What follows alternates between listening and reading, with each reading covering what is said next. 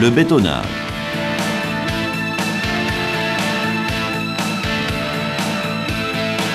Avant le coulage, le matériel est approvisionné.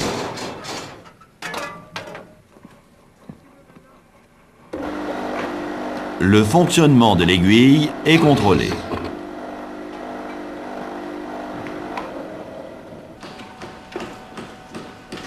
Le laser est réglé sur le niveau de référence.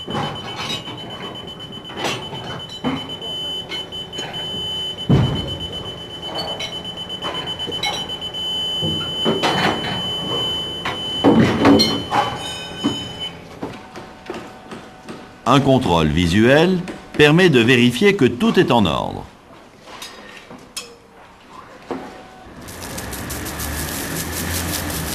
Dans le cas d'un plancher sur prédale, la prédale est arrosée abondamment avant le coulage pour améliorer l'adhérence entre les deux bétons. La consistance du béton est définie à la commande et permet une mise en œuvre sans rajout d'eau. Tout rajout d'eau sur chantier est interdit, car il réduit la résistance du béton. Voici un plancher qui vient d'être coulé avec un béton trop mouillé. La ségrégation apparaît. Les agrégats les plus lourds descendent. L'eau remonte en entraînant le ciment et les agrégats les plus fins. Cette ségrégation fait perdre de la résistance au béton. Pendant la prise du béton, l'excès d'eau entraîne un retrait important.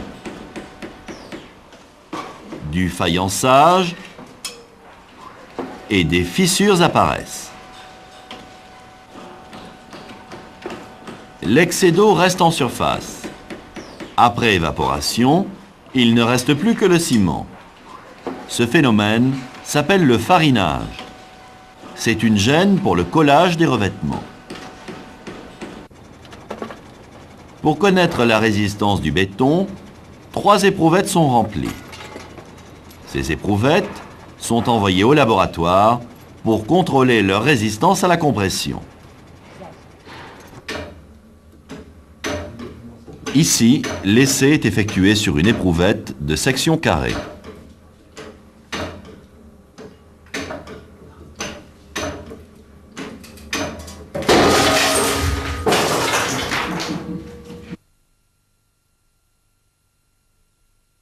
Voici 2 éprouvettes. Ce béton n'a pas eu de rajout d'eau. Le béton de cette éprouvette a eu un rajout d'eau sur le chantier.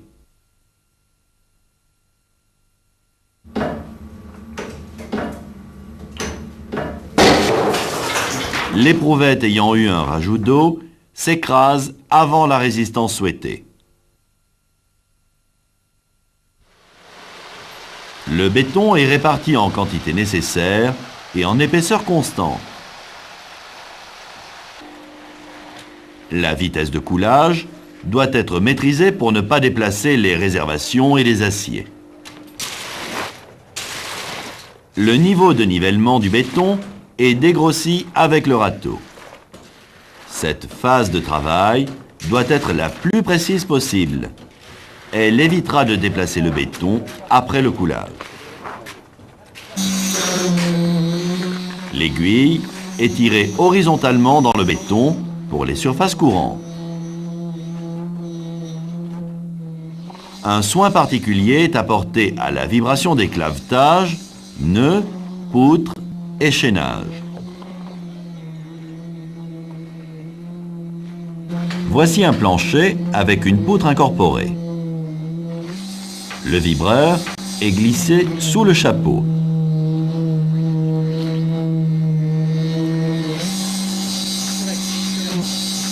Le vibreur est glissé verticalement dans la poutre.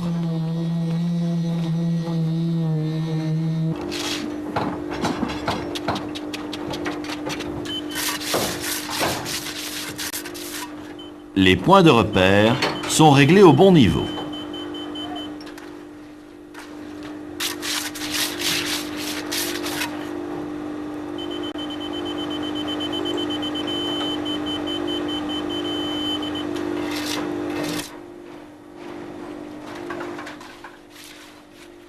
Ces points de repère quadrillent la surface à régler.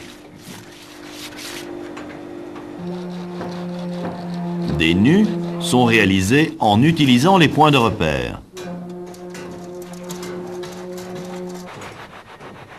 Le dressage de la dalle est guidé par des nus. Cette opération est facilitée si le dégrossi du nivellement est soigné. Le surfaçage commence par les bords et se termine par le centre des travées.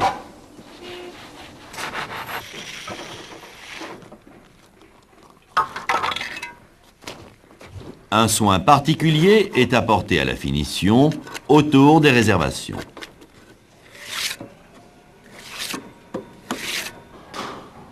Après coulage, un contrôle visuel permet de s'assurer que tout est en ordre.